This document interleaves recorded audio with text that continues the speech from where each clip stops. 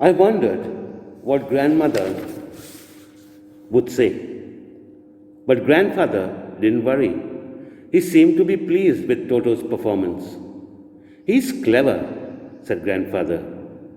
Given time, I'm sure he could have tied the torn pieces of your blazer into a rope and made his escape from the window. His presence in the house still a secret, Toto was now transferred to a big cage in the servants' quarters, where a number of grandfather's pets lived very sociably together. A tortoise, a pair of rabbits, a tame squirrel, and for a while my pet goat. But the monkey wouldn't allow any of his companions to sleep at night. So grandfather, who had to leave Dehradun next day to collect his pension in Saharanpur, decided to take him along.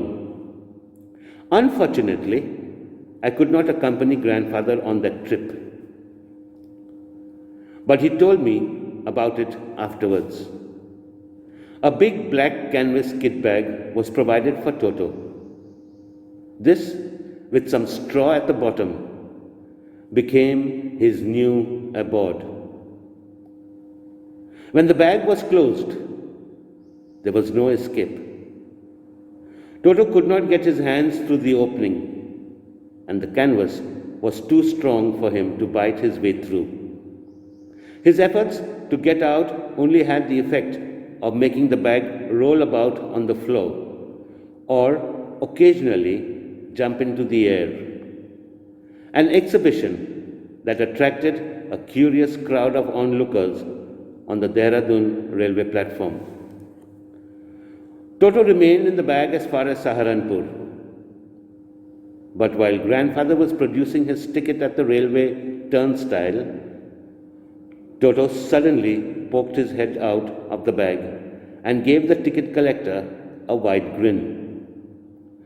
The poor man was taken aback, but with great presence of mind and much to grandfather's annoyance, he said, "Sir, you have a dog with you.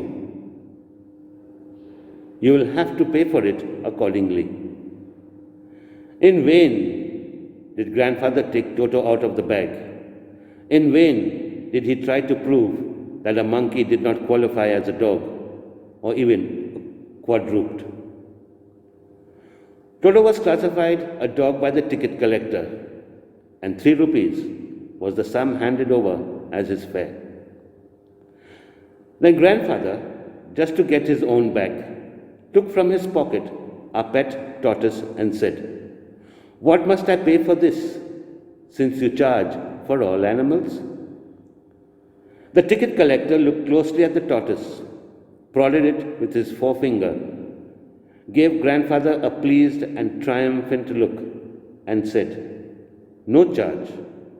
It is not a dog."